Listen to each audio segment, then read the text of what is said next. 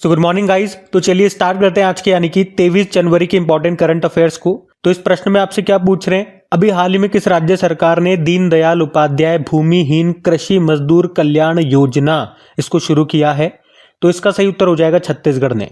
तो अभी छत्तीसगढ़ सरकार ने या छत्तीसगढ़ के जो मुख्यमंत्री हैं विष्णुदेव साय उनका नाम है, अभी उन्होंने ही छत्तीसगढ़ की कैपिटल रायपुर में दीनदयाल उपाध्याय भूमिहीन कृषि मजदूर कल्याण योजना को शुरू किया। क्या होगा इस योजना में? तो इस योजना के अंतर्गत जो भूमिहीन कृषि मजदूर होते हैं उनको 10,000 रुपए की वित्तीय सहायता दी जाएगी। यह है दीनदयाल उपाध्याय भूमिहीन कृषि मजदूर कल्याण योजना, जिसको छत्तीसगढ़ ने शुरू किया, इतना ध्यान रखना। छत्तीसगढ़ की बात है तो आपको ले चलते हैं छत्तीसगढ़। ये रहा मैप में छत्तीसगढ़। देखो, छत्तीसगढ़ की कैपिटल रायपुर होती है, गवर्नर है रमन डेका और मुख्यमंत्री है विष्णुदेव साय। कुछ करंट अफेयर्स के प्रश्न और यहां से आपको रिवाइज करवाऊं तो युवा मितान परिवहन योजना शुरू होती है, मुख्यमंत्री ग्रामीण आवास न्याय योजना, मुख्यमंत्री वृक्ष संपदा योजना। छत्तीसगढ़ के धमतरी जिले के नागरी दुबराज चावल को जीआई टैग मिला था। 2023 का PEN Nabokov lifetime achievement award Vinod Kumar को मिला था। यह अवार्ड पाने वाले वो भारतीय एशियाई मूल के पहले व्यक्ति बने थे, छत्तीसगढ़ से हैं। छेरछेरा महोत्सव मनाया जाता है यहाँ पे। मुख्यमंत्री मितान योजना, कौशल्य मातृत्व योजना ये यहीं पे शुरू हुई। इंद्रावती नेशनल पार्क, कांगेर घाटी नेशनल पार्क, गुरु घासीदास नेशनल पार्क ये आपको यहीं पर मिलेगा। अच्छा, गुरु घासीदास ये अब टाइगर रिजर्व भी बन गया है, ये भी ध्यान रखना। इसके अलावा यहाँ पे अचान कुमार टाइगर रिजर्व है, इंद्रावती टाइगर रिजर्व है। लेमुरु हाथी अभ्यारण्य यहाँ मिलेगा छत्तीसगढ़ के कोरबा में। पंडवनी नृत्य यहाँ का है और इसकी पहली महिला कलाकार हैं तीजन बाई। हरेली त्योहार यहाँ मनाया जाता है, जबकि हरेला उत्सव ये उत्तराखंड का है। गेवरा कोयले की खदान ये यहीं पर आपको मिलेगी, ये न्यूज़ में थी। worldatlas.com के द्वारा दुनिया की दूसरी सबसे बड़ी कोयला खदान का दर्जा मिला था इसको। पहली तो ब्लैक थंडर है जो कि अमेरिका की है। देश का पहला कोविड गंभीरता बायो मार्कर किट यहाँ पे लॉन्च हुआ था। विश्व का सबसे ऊंचा बांस का टावर यहाँ पे लगाया गया था, जिसकी ऊंचाई थी 140 फुट। जल जागर महोत्सव मनाया गया यहाँ पे। और 27वां अखिल भारतीय वन खेल प्रतियोगिता ये रायपुर में आयोजित हुई थी, जिसमें टॉप पे छत्तीसगढ़ रहा था। उसके अलावा वन पारिस्थितिकी तंत्र को हरित सकल घरेलू उत्पाद से जोड़ने वाला पहला राज्य छत्तीसगढ़ बना था। तो ये छत्तीसगढ़ से सारे पॉइंट ध्यान में रखना। अगला प्रश्न देखते हैं।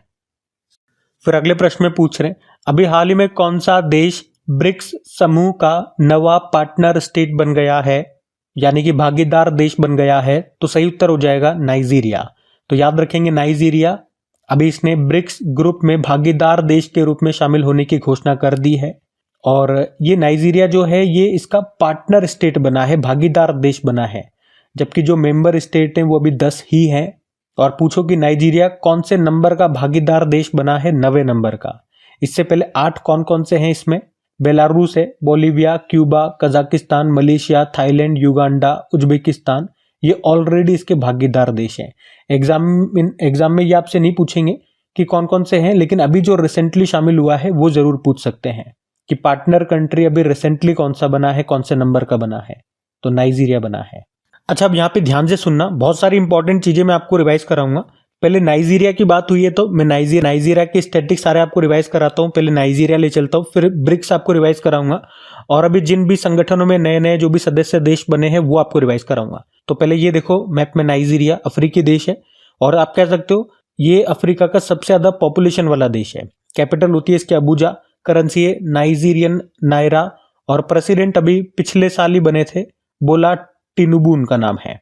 और आपको याद हो तो वर्ल्ड ट्रेड ऑर्गेनाइजेशन की जो पहली महिला डायरेक्टर जनरल बनी थी नागोजी ओंकाजा-इवेला, वो नाइजीरिया से ही बिलोंग करती हैं। देखो, वैसे ब्राजील, रशिया, भारत और चीन ने 2009 में इसकी स्थापना की थी, तब उसे ब्रिक कहते थे, BRIC। और इनकी जो पहली बैठक हुई थी वो 2009 में हुई थी रशिया के येतेनबर्ग में, और फिर 2010 में साउथ अफ्रीका इसमें शामिल हो गया था, तो फिर ब्रिक्स ये पूरा नाम बन गया। और अभी 2024 में ब्रिक्स समिट को होस्ट किसने किया था, जो कि इसकी 16वीं बैठक थी? रशिया ने किया था, रशिया के कजान में हुई थी इसकी बैठक। अब 2025 में इसकी बैठक कहाँ पे होगी? वो 17वीं नंबर की बैठक होगी, 17 नंबर की, ब्राजील उसे होस्ट करेगा, याद रखना। 2024 में इसमें 4 सदस्य देश बने थे, एक्चुअली में शामिल तो 6 हुए थे, जिनमें से अर्जेंटीना ने तो वहां पे सरकार बदलने के बाद हाथों हाथ मना कर दिया था। ये प्रश्न 2 बार एग्जाम में आ चुका है। और एक साउथ, और इसके अलावा 5 देश बचे थे, यूनाइटेड अरब अमीरात, ईरान, इजिप्ट, इथोपिया और सऊदी अरब। अब सऊदी अरब कंफ्यूजन में था कि होना है कि नहीं होना, होना है नहीं होना, लेकिन लास्ट आते आते उसने भी मना कर दिया। तो फाइनली आप कहोगे 2024 में केवल 4 ही इसके सदस्य देश बने थे ये। अभी 2025 में एक और सदस्य देश बन गया इंडोनेशिया, वो इसका 10वां मेंबर बना है। याद रखना 11वां नहीं 10वां बना है। तो ये हो गई ब्रिक्स से संबंधित सारी इंपॉर्टेंट फैक्ट्स। फिर अगले में पूछ रहे हैं अभी हाल ही में पराक्रम दिवस कब मनाया गया? तो सही उत्तर हो जाएगा 23 जनवरी को। याद रखेंगे हर साल 23 जनवरी को पराक्रम दिवस के रूप में मनाया जाता है। आप जानते हो नेताजी सुभाष चंद्र बोस जी की जयंती होती है इस दिन, और इसी को पराक्रम दिवस के रूप में मनाते हैं। इस बार उनकी 128वीं जयंती मनाई जा रही है। तो आपको बता दूं 2021 में 23 जनवरी को पराक्रम दिवस, जिसे वीरता का दिवस भी कहते हैं, इसे घोषित किया गया था। और आपको बता दूं 2021 में ही 23 जनवरी को पराक्रम दिवस या यूं कह दूं वीरता का दिवस घोषित किया गया था। और वैसे इस अवसर पर सुभाष चंद्र बोस आपदा प्रबंधन पुरस्कार भी दिए जाते हैं, व्यक्तिगत श्रेणी में और संस्थागत श्रेणी में। व्यक्तिगत श्रेणी में जो भी विजेता होता है उसे पुरस्कार के रूप में 5 लाख रुपए मिलते हैं और संस्थागत श्रेणी में 51 लाख रुपए मिलते हैं। अब आज यानी कि 23 जनवरी को इसकी घोषणा होगी, तो फिर मैं आपको इसके बारे में बताऊंगा। नेताजी सुभाष चंद्र बोस जी की बात करें तो इनका जन्म 1897 जनवरी 1897 में हुआ था, उड़ीसा के कटक में। और एक नारा आपने बहुत सुना होगा, तुम मुझे खून दो मैं तुम्हें आजादी दूंगा, वो इन्होंने दिया था। फिर देखो अगले में क्या पूछ रहे हैं। अभी जनवरी 2025 में पहला ओलंपिक अनुसंधान सम्मेलन का आयोजन कहां पर किया जाएगा? तो आंसर होगा गुजरात में। तो 27 से लेकर 30 जनवरी 2025 तक गुजरात में पहला ओलंपिक अनुसंधान सम्मेलन का आयोजन किया जाएगा। और गुजरात में भी कहा, गुजरात के गांधीनगर में जो राष्ट्रीय रक्षा विश्वविद्यालय परिसर है वहां पे इसका आयोजन होगा। आपको पता होगा भारत 2036 में ओलंपिक की मेजबानी करना चाहता है। तो आप कह सकते हो उसी के लिए यहाँ पर चर्चा की जाएगी, उसी के लिए ये सम्मेलन हो रहा है। क्योंकि ऐसा अतीत में देखा गया है कि ओलंपिक की मेजबानी करने वाले देशों और शहरों पर भारी कर्ज हो जाता है। ऐसा इसलिए क्योंकि खेलों से सरकारी खजाने पर बोझ पड़ता है। तो यहाँ पे यही चर्चा होगी कि ओलंपिक जैसे बड़े आयोजनों के लिए कैसे टिकाऊ खेल बुनियादी ढांचे का निर्माण किया जा सकता है। ठीक है, तो सिंपल सा याद रखना है, अभी जनवरी में पहला ओलंपिक अनुसंधान सम्मेलन का आयोजन कहाँ पे हुआ? गुजरात के गांधीनगर में। फिर अगले में पूछ रहे अभी हाल ही में चर्चा में रही बेटी बचाओ बेटी पढ़ाओ योजना ये कब शुरू हुई थी? तो आंसर हो जाएगा 2015 में। तो इस साल जो बेटी बचाओ बेटी पढ़ाओ योजना है उसकी 10वीं वर्षगांठ मनाई जा रही है। मतलब इसे पूरे 10 साल हो चुके हैं।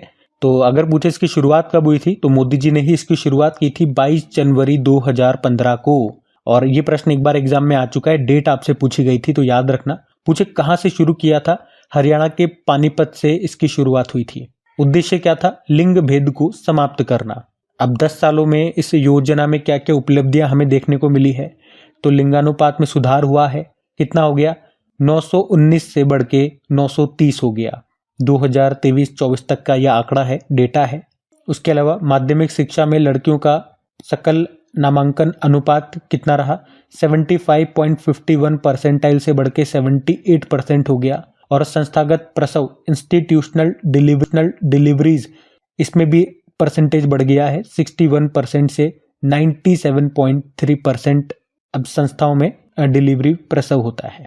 फिर अगले प्रश्न में पूछ रहे हैं कि अभी जल जीवन मिशन में सौर ऊर्जा के इनोवेटिव उपयोग के लिए किस राज्य को प्रधानमंत्री पुरस्कार से सम्मानित किया गया? तो सही उत्तर होगा उत्तर प्रदेश। तो अभी उत्तर प्रदेश सरकार को जल जीवन मिशन में सौर ऊर्जा को इनोवेटिव यूज करने के लिए प्रधानमंत्री पुरस्कार से सम्मानित किया गया। मतलब ये हो गया जल जीवन मिशन में सौर ऊर्जा के उत्कृष्ट उपयोग और जन कल्याण योजनाओं को प्रभावी ढंग से लागू करने के लिए इसको ये प्रधानमंत्री पुरस्कार मिला। किसे? उत्तर प्रदेश को।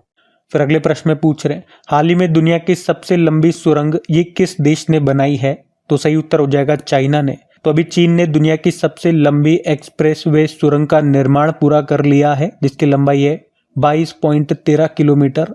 ये चीन के बेल्ट एंड रोड इनिशिएटिव का ही एक हिस्सा है। इस सुरंग का नाम तियानशान सेंगली सुरंग है। फिर अगले में पूछ रहे हाल ही में जारी डेटा के अनुसार कॉफी उत्पादन के मामले में भारत का विश्व में कौन सा स्थान है? तो आंसर होगा 7वां। तो अभी वाणिज्य व उद्योग मंत्रालय ने एक डेटा जारी किया है जिसमें बताया कि भारत वर्तमान में दुनिया का सबसे कॉफ़ी उत्पादक देश है। और इसमें ये भी बताया कि 2020-21 में जो भारत से जो कॉफ़ी का निर्यात है वो $719 का था, और पिछले वित्त वर्ष के दौरान जो भारत का कॉफ़ी निर्यात है वो बढ़कर $1.29 बिलियन तक पहुंच गया है, जो कि लगभग इसका डबल है। वैसे भारत का मुख्य निर्यात ये बिना भुनी कॉफ़ी बीन्स है। उसके अलावा इसमें बताया गया कि 2022-23 में 2,48,000 मैट्रिक टन उत्पादन के साथ कर्नाटक ये कॉफ़ी उत्पादन में टॉप पर है। उसके बाद तमिलनाडु और केरल का नंबर आता है। वैसे विश्व में सबसे बड़ा कॉफ़ी उत्पादक देश ये ब्राज़ील है। फिर अगले में पूछ रहे हैं, हाल ही में वर्ष 2025 के लिए भारतीय कंपनी सचिव संस्थान के नए अध्यक्ष किसे चुना गया? तो आंसर होगा धनंजय शुक्ला को। इंग्लिश में बोलोगे तो institute of company secretaries of India. और अभी इसी ने 2025 के लिए अपने प्रेसिडेंट के रूप में धनंजय शुक्ला को चुना है, जो कि पिछले साल यानी कि 2024 में इसके उपाध्यक्ष थे, अब इसके अध्यक्ष बन गए। अच्छा, अभी उपाध्यक्ष किसे चुना? वाइस प्रेसिडेंट CS पवन जी चांडक को चुना है। तो अगर इसकी बात करें भारतीय कंपनी सचिव संस्थान की यानी कि institute of company secretaries of India की, जिसकी स्थापना होती 1968 में, ये कॉरपोरेट मामलों के मंत्रालय के अंतर्गत एक संस्थान है। ये काम क्या करता है? तो कंपनी सचिव पाठ्यक्रमों के लिए परीक्षा आयोजित करता है और कंपनी सचिव पद में डिप्लोमा प्रदान करता है, जिसका मुख्यालय आपको मिलेगा नई दिल्ली में। प्रेसिडेंट बन गए धनंजय शुक्ला नाम है। फिर अगले में पूछ रहे, अभी हाल ही में वर्ल्ड बैंक की ग्लोबल इकोनॉमिक प्रोस्पेक्ट्स रिपोर्ट में वित्तीय वर्ष 2025-26 के लिए भारत की अनुमानित वृद्धि दर क्या है? हमारे इकोनॉमिक ग्रोथ रेट का कितना अनुमान लगाया इन्होंने? तो आंसर होगा 6.7%। तो वर्ल्ड बैंक ने अभी ग्लोबल इकोनॉमिक प्रोस्पेक्ट्स नाम से एक रिपोर्ट जारी की है, जिसके अनुसार भारत 2025-26 और 2026-27 में 6.7% की दर से विकास करेगा, ऐसा इनको मानना है। और ये जो दर है, ये जो रेट है, ये ग्लोबल एवरेज जो इनकी है 2.7%, उसकी तुलना में काफ़ी अच्छी है, काफ़ी तेज है, जिससे भारत ग्लोबल इकोनॉमीज में सबसे तेजी से बढ़ने वाला देश बना रहेगा। अभी कुछ समय पहले इंटरनेशनल मॉनेटरी फंड ने भी अपनी वर्ल्ड आउटलुक रिपोर्ट जारी की थी, तो उसमें बताया था कि भारत की 2025 और 2026 के लिए जो विकास दर है वो 6.5% रहेगी, ऐसा अनुमान लगाया था। ये रिपोर्ट्स जरूर याद रखना है ना, कि ग्लोबल इकोनॉमिक प्रोस्पेक्ट्स रिपोर्ट कौन जारी करता है? तो world bank. World outlook report कौन जारी करता है? तो इंटरनेशनल मॉनेटरी फंड। वैसे बात यहाँ पे वर्ल्ड बैंक की है, तो आपको रिवाइज कराता हूँ वर्ल्ड बैंक से कुछ स्टैटिक्स। तो वर्ल्ड बैंक की स्थापना होती है 1944, हेडक्वार्टर वॉशिंगटन DC, प्रेसिडेंट भारतीय मूल के अजीब बंगा है। देखो कुछ ये रिपोर्ट्स इंडेक्सेस जारी करता है, जो world development report, global economic prospects report जो आज हमने पढ़ा, remittance report, ease of doing business report तो जारी करना बंद कर दिया और इसके स्थान पे अब ये बिजनेस रेडी प्रोजेक्ट रिपोर्ट जारी करता है। लॉजिस्टिक परफॉर्मेंस इंडेक्स हो गया, ह्यूमन कैपिटल इंडेक्स, ये सब जारी करता है वर्ल्ड बैंक। तो गाइज ये थी आज की आपकी करंट अफेयर्स की क्लास। कमेंट करके ज़रूर बताइएगा आप सेशन कैसा लगा आपको। अच्छा लगा तो प्लीज़ वीडियोज़ को सपोर्ट ज़रूर कीजिएगा, इसे अपने दोस्तों के साथ में स्टडी ग्रुप में शेयर करके। और वीडियो को अभी तक आपने लाइक नहीं किया तो प्लीज़ वीडियो को लाइक ज़रूर कीजिएगा। आज की वीडियो के लाइक का टारगेट रखते हैं 4000 लाइक का। बाकी PDF आपको टेलीग्राम पे मिल ही जाती है। PYQ सीरीज फिर से अपडेट कर दूं, आज मॉर्निंग में आ गई है ना, 8वां पार्ट आया है, 7 ऑलरेडी आ चुके हैं। और पूरे यूट्यूब पे उससे बेहतर सीरीज अभी तक तो आपको नहीं मिलेगी, तो उसका फायदा उठाइए। अगर स्टैटिक आप मजबूत करना चाहते हैं, करंट के साथ साथ करंट से लिंक करते हुए स्टैटिक प्रश्न जो कि एग्जाम में पूछे गए, तो उससे बेस्ट अभी क्लास नहीं मिलेगी। उसको सपोर्ट भी कीजिए ताकि उसे हम रेगुलर रख सके। बाकी चलो अभी कल के करंट अफेयर्स का मैं आपको क्विक रिवीजन करा दूं, फिर हम सेशन एंड करते हैं। तो पहला प्रश्न आपसे पूछा था कल, इंडियन ओशन रिम एसोसिएशन के नए महासचिव बन गए कौन? संजीव रंजन।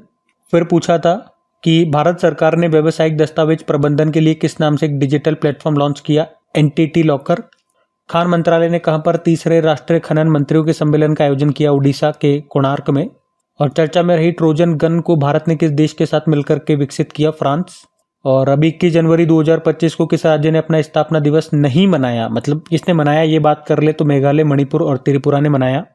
और विश्व आर्थिक मंच के ग्लोबल लाइट हाउस नेटवर्क में किसे शामिल किया गया? तो 2 भारतीय कंपनियां हैं, सीएट जो टायर कंपनी और हिंदुस्तान यूनिलीवर।